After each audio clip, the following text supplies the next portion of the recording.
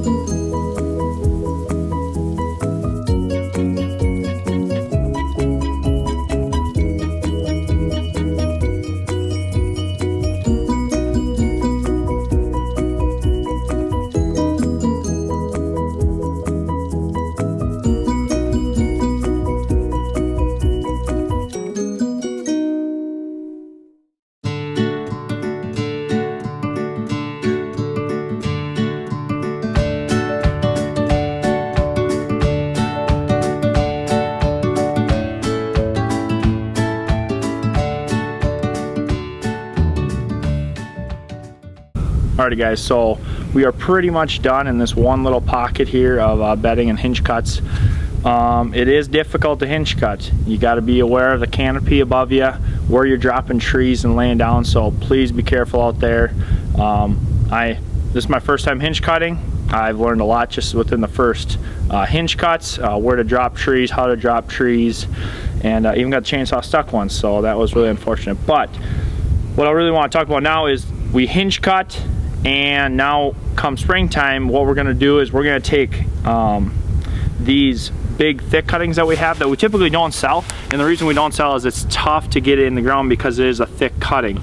And so what we're gonna do is we're gonna take a hybrid poplar and a hybrid willow, and we're gonna plant one on either side because we wanna increase the browse in this area. That's the main reason why we hinge cut, is to drop the canopy, get early successional growth. And so by using the hybrid willow, the dappled willow, and the hybrid poplar, we're going to really increase the browse in this area and make deer want to bed here.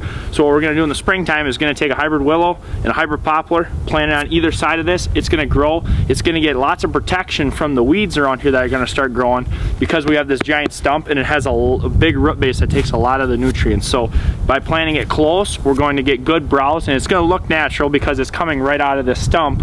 And we really increase the browse just by having these two trees right next to it. Alrighty guys, so we just got done hinge cutting right behind me. Kind of what we have going on here in this area, we have our food plot, apple tree right next to the food plot here. What we're gonna do is surround it by silky willows and hybrid willows. Come springtime, we're gonna get a big hedge going to surround it, to protect it from the house and our driveway that comes in right here.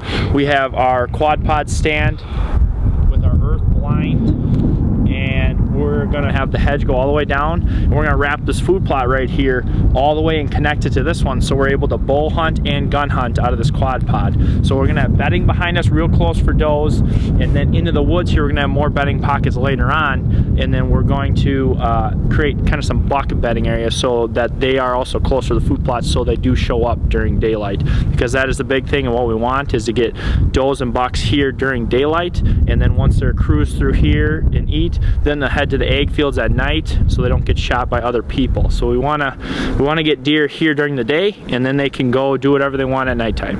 Alrighty guys, thanks for watching this week. This video is probably going to drop on Saturday morning. We're going to try to do one a week here, and we just want to get you guys' feedback on what you guys want to see from us moving forward in the spring and summer here, what you want to see us plant, where to plant, how to plant, anything like that. So in the comments below, leave us a comment what you want to see from us. And so today, just to wrap up the whole video, we were hinge cutting one of our bedding pockets close to our food plot.